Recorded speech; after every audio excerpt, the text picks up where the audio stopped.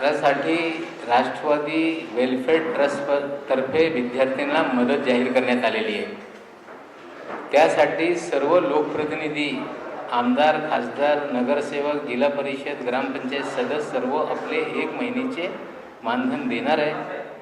आदरणीय पवार साहेबांनी आपला 1 महिन्याच्या मानधन 1,58,500 रुपये या राष्ट्रवादी वेलफेअर ट्रस्टला चेकद्वारे सुपूर्द केलेले आहे। कालच तो पैसे राष्ट्रवादी वेलफेअर ट्रस्टला प्राप्त झालेले।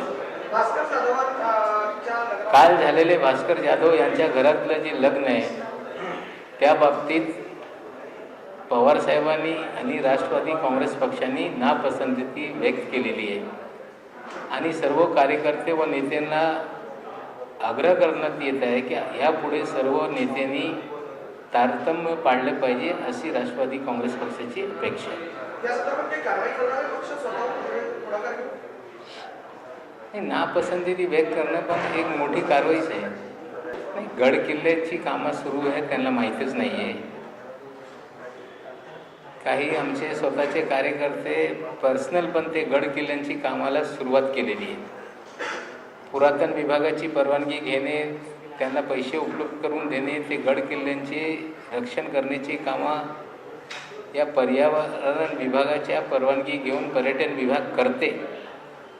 पण डॉक्टर बाबासाहेब आंबेडकर यांचे स्मारक, शाहू महाराजांचे स्मारक आणि छत्रपती शिवाजी महाराजांचे स्मारक या राज्यामध्ये निर्माण करण्याची घोषणा राज्य सरकारने केलेली आहे आणि ते या राज्यातले जे शाहू फुले आंबेडकर विचारांचे कार्यकर्ते जनता आहे त्यांना प्रेरणा देणारे आस्थान आहे।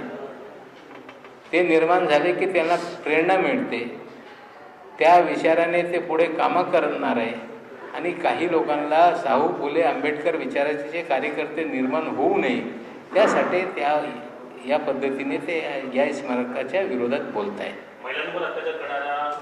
भूल करणारे हे वक्तव्य आहे।